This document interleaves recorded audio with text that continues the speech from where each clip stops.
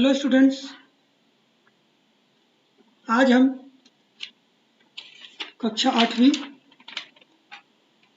विषय विज्ञान चैप्टर है वायु स्टार्ट करने जा रहे हैं।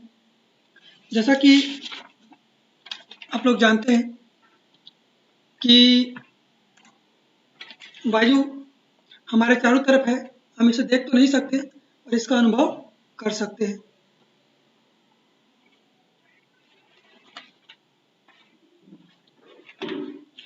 यह सजीवों के लिए अति आवश्यक है, क्योंकि सांस लिए बिना तो हम कुछ मिनट भी जीवित नहीं रह सकते। इस तरह से वायु श्वसन के लिए बहुत आवश्यक है। पृथ्वी पर कई ऐसी घटनाएं होती हैं जो वायु के बिना संभव नहीं है, जैसे कि पृथ्वी के तापमान का नियंत्रण करना, वर्षा का होना, बीजों का एक जगह से दूसरे जगह पहुंचना। ऐसी क्रियाएं हैं जो बहुत महत्वपूर्ण है पर्यावरण के संतुलन के लिए, और यह सब वायु के द्वारा होती है। अब हम जानेंगे कि हमारा वायु जिस हमारे चारों तरफ उपस्थित है, जिसको हम वायुमंडल कहते हैं, वायुमंडल के बारे में जानेंगे कि वायुमंडल में कौन कौन सी गैसें पाई जाती हैं। तो हम पढ़ चुके हैं कि वायु गैसों का मिश्रण है। वायु के कौन कौन से अवयव होते हैं? तो वायु में सर्वाधिक पाई जाने वाली गैस नाइट्रोजन होती है, जो 78% उपस्थित है। तो नाइट्रोजन वह गैस है जो वायुमंडल में सर्वाधिक मात्रा में पाई जाती है और उसका प्रतिशत है 78। दूसरे क्रम में ऑक्सीजन जो 21% उपस्थित है। इसके पश्चात आर्गन 0.09%, जल वाष्प 0.04%, कार्बन डाइऑक्साइड 0.03% और शेष सल्फर डाइऑक्साइड, अन्य गैसें और धूल के कण हैं। इस तरह से हमारे वायुमंडल में मुख्य रूप से नाइट्रोजन, ऑक्सीजन, आर्गन, जल वाष्प, कार्बन डाइऑक्साइड और अन्य गैसें जैसे सल्फर डाइऑक्साइड, धूल के कण, ये सब उपस्थित होते हैं। सर्वाधिक पाई जाने वाली गैस नाइट्रोजन होती है, दूसरे क्रम में ऑक्सीजन होती है और तीसरे क्रम में आर्गन होता है। कार्बन डाइऑक्साइड 0.03% हमारे वायुमंडल में उपस्थित है और जल वाष्प 0.04% उपस्थित है।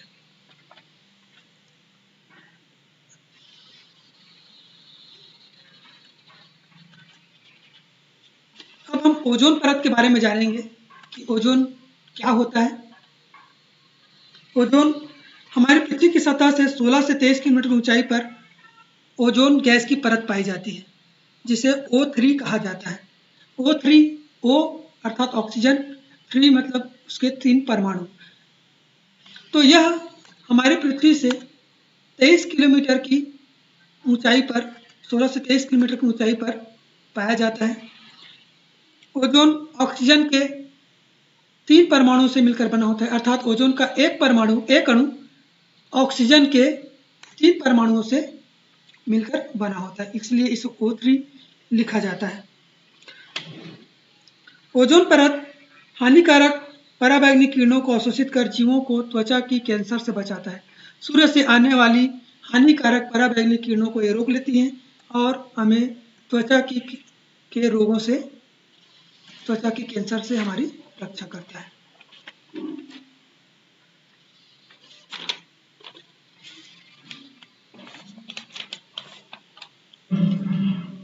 ओजोन परत बहुत महत्वपूर्ण है, आपने समझा होगा।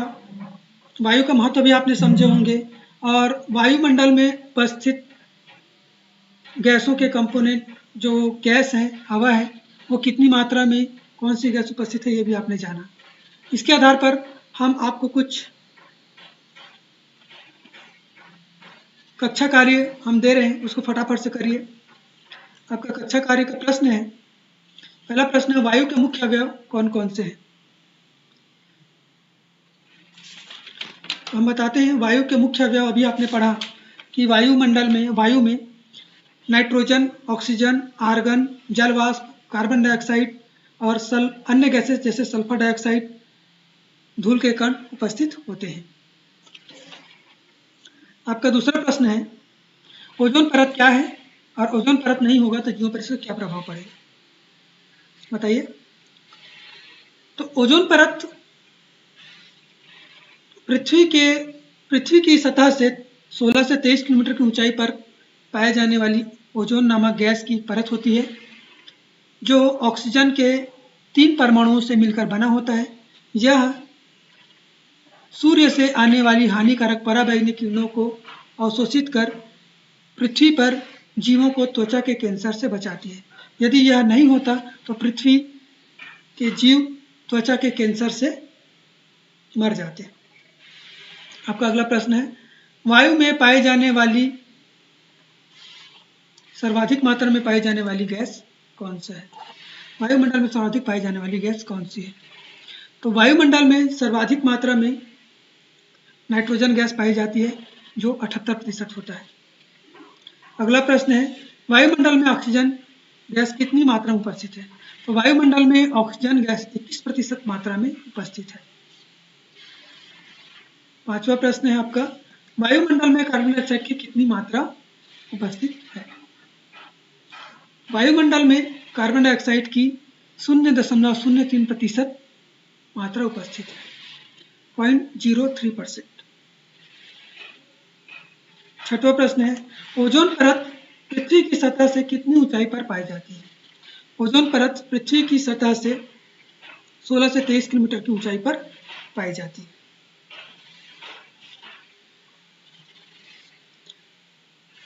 अब हम ऑक्सीजन के बारे में जानेंगे। ऑक्सीजन बहुत महत्वपूर्ण अवयव है। इसके महत्व के बारे में आप जानते हैं पहले से, क्योंकि ऑक्सीजन को हम प्राणदायिनी गैस बोलते हैं। इसी के द्वारा हम श्वसन करते हैं और जीवित रहते हैं। ऑक्सीजन बनाने की प्रयोगशाला विधि के बारे में जानेंगे। प्रयोगशाला में ऑक्सीजन गैस बनाने के लिए हम पोटेशियम परमैंगनेट का उपयोग करते हैं। पोटेशियम परमैंगनेट का रासायनिक सूत्र KMnO4 होता है, जिसको हम गर्म कर ऑक्सीजन गैस बनाते हैं।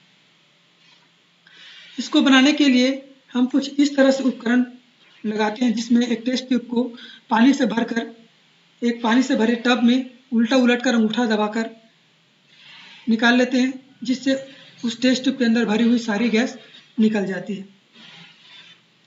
उसको हम इस उपकरण के अनुसार जमा लेते हैं और पोटेशियम परमैंगनेट को गर्म कर गैस को टेस्ट ट्यूब में जमा करते हैं।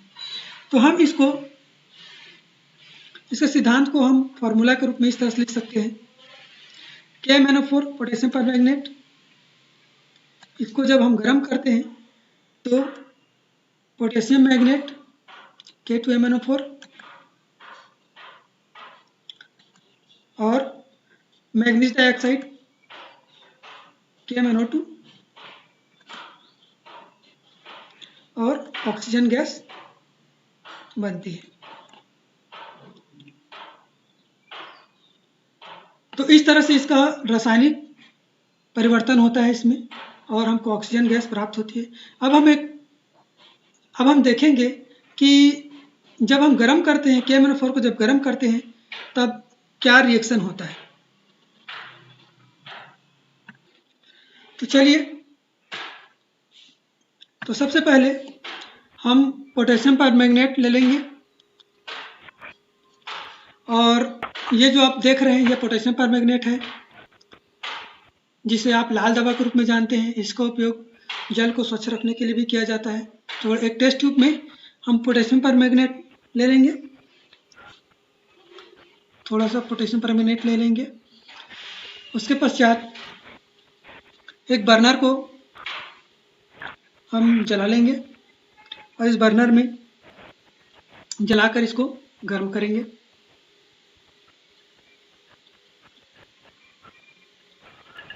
देखिए यहाँ पर रिएक्शन होना शुरू हो गया है, गैस निकल रही है। अब बनने वाली गैस को हम परीक्षण करेंगे कि वास्तव में यहाँ कौन सी गैस है। इसके लिए हम अगरबत्ती का उपयोग करेंगे। अगरबत्ती को हम जला लेते हैं, इसकी लौ को हम बुझा देते हैं। देखिए अगरबत्ती को जब हम इस बनी हुई गैस के पास ले जाते हैं और तेजी से जलने लगता है।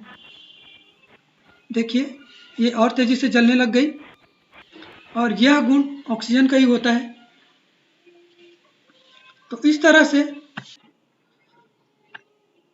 तो आपने देखा कि प्रयोगशाला में ये वीडियो आपने देखा जिसमें हम पोटेशियम परमैंगनेट को गर्म कर रहे थे। तो इस प्रयोग को करते समय कुछ सावधानी रखी जानी चाहिए, जैसे कि जब हम परख नली को गर्म करें तो उस समय उसको हिलाते रहना चाहिए जिससे उछल कर बाहर ना आ जाए।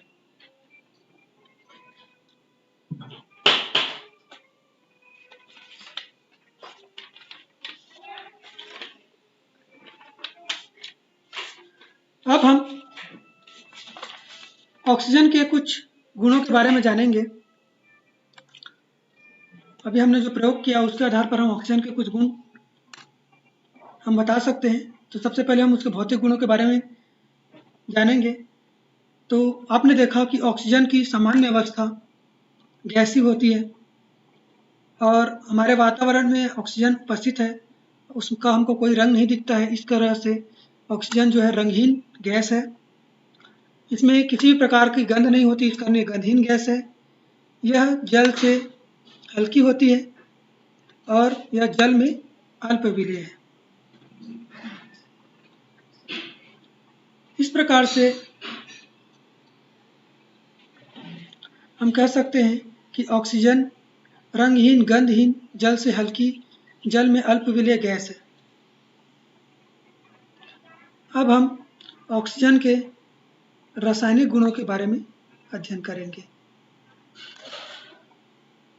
ऑक्सीजन के रासायनिक गुण आपने प्रयोग में देखा कि जलती हुई अगरबत्ती को जब हम गैस के समीप ले जाते हैं तो और भी तेजी से जलने लगती है, अर्थात वह इस घटना से यह पता चलता है कि ऑक्सीजन स्वयं नहीं जल रही है बल्कि जलने में सहायता कर रही है। इस तरह से ऑक्सीजन स्वयं नहीं जलती बल्कि जलने में सहायता करती है।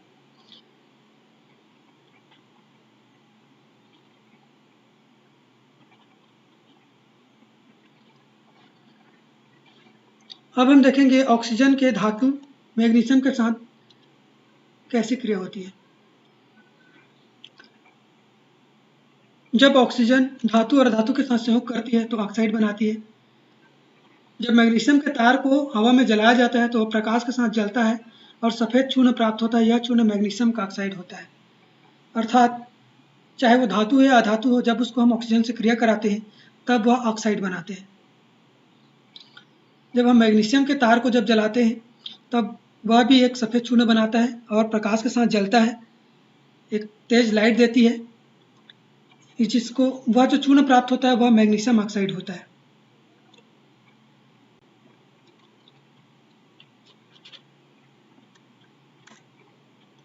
अब हम देखेंगे कि ऑक्सीजन का धातु के साथ मैग्नीशियम के साथ कैसे क्रिया होती है। तो इस वीडियो के माध्यम से हम समझते हैं कि जब मैग्नीशियम को जलाया जाता है तब कौन सी क्रिया होती है।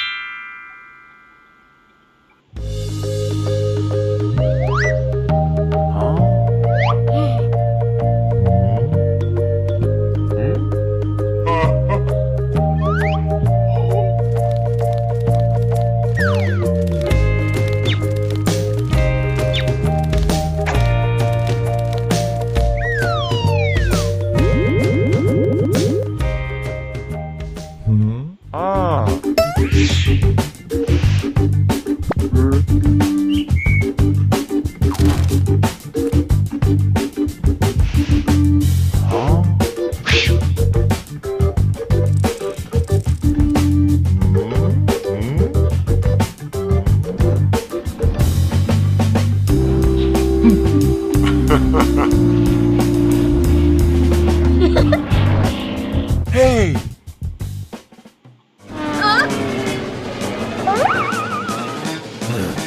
Oh no!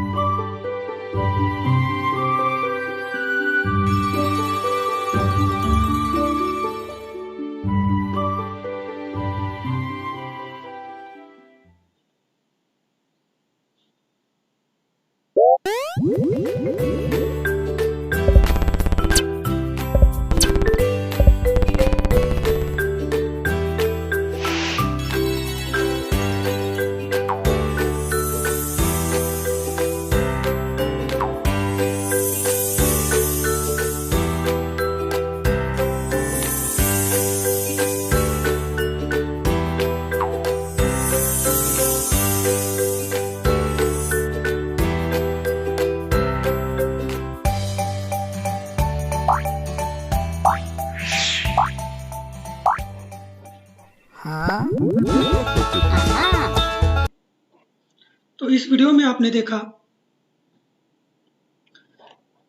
कि जब हम मैग्नीशियम को जलाते हैं तो वह तेज प्रकाश के साथ जलता है, हीट प्रोड्यूस होता है। इस प्रयोग को करते समय कुछ सावधानियां बरती जानी चाहिए, जैसे कि बच्चे इसे ना करें। जब हम इसको जलाते हैं मैग्नीशियम को, तो उस समय तेज रोशनी निकलती है, तो उसको सीधे ना देखा जाए, आंखों पर प्रभाव पड़ सकता है।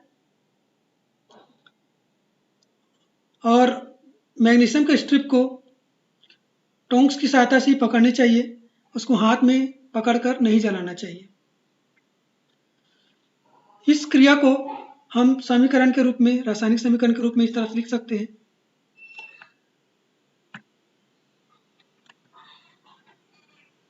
Twice Mg plus O2 is equal to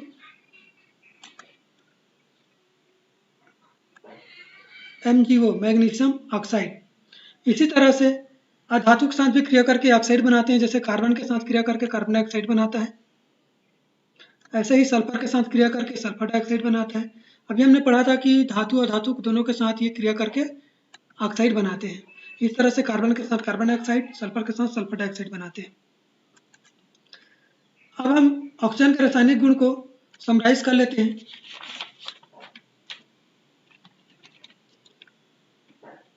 तो ऑक्सीजन स्वयं नहीं जलती, बल्कि जलने में सहायक है।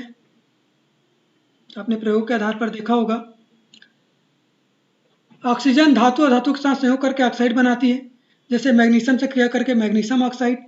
इसी प्रकार अधातु जैसे कार्बन से क्रिया करके कार्बन डाइऑक्साइड और सल्फर से क्रिया करके सल्फर डाइऑक्साइड। तो धातु और धातु दोनों के साथ ऑक्साइड बनाती है।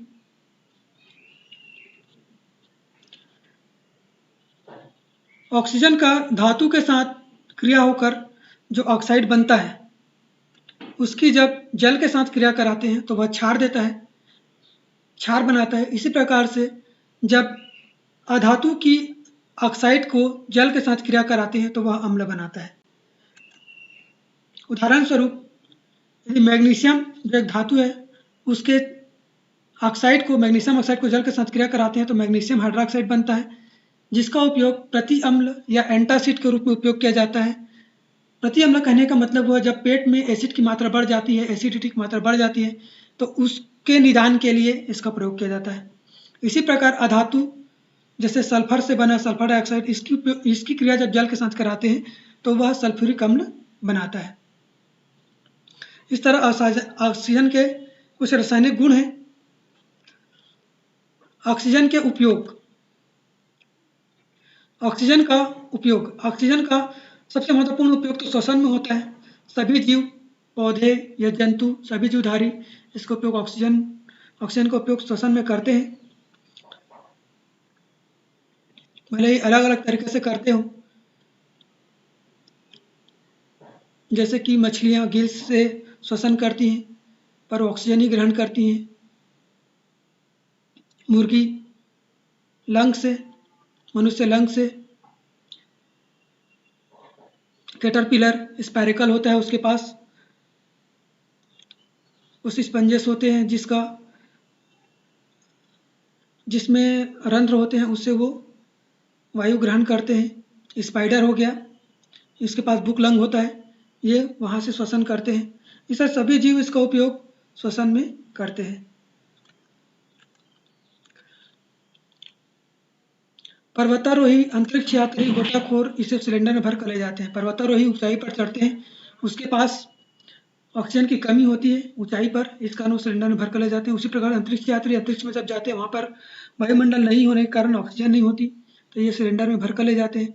पानी के नीचे जो गोताखोर जाते हैं, वो भी अपने साथ सिलेंडर भर कर ले जाते हैं। तीसरा उपयोग है इसका अस्पताल में। जो गंभीर रूप से बीमार हैं, दमे के व्यक्ति हैं, दमे से ग्रसित व्यक्ति हैं, या नवजात शिशु जिनको सांस लेने में तकलीफ हो रही है, उनको ऑक्सीजन मास्क दिया जाता है।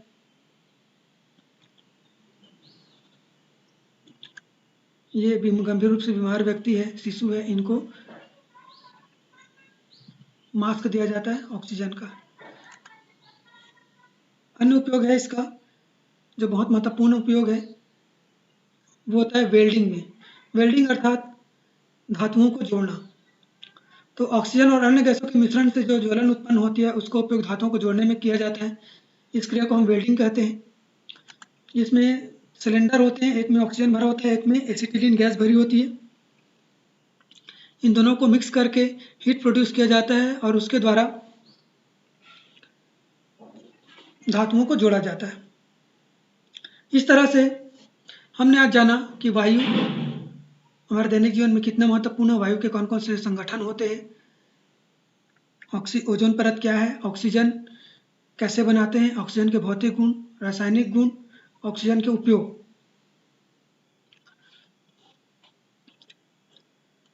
आपके लिए कुछ, यदि आपने इसको समझ लिया तो आपके लिए कुछ वर्क है जिसको आप नोट कर लीजिए।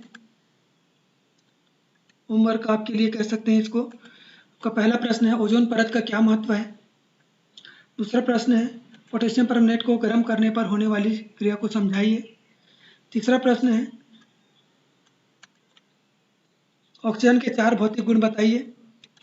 चौथा प्रश्न है ऑक्सीजन के कोई 2 रासायनिक गुण बताइए। पांचवा प्रश्न है मैग्नीशियम के तार को जलाने पर होने वाली क्रिया को समझाइए। छठवां प्रश्न है दैनिक जीवन में ऑक्सीजन के उपयोग बताइए।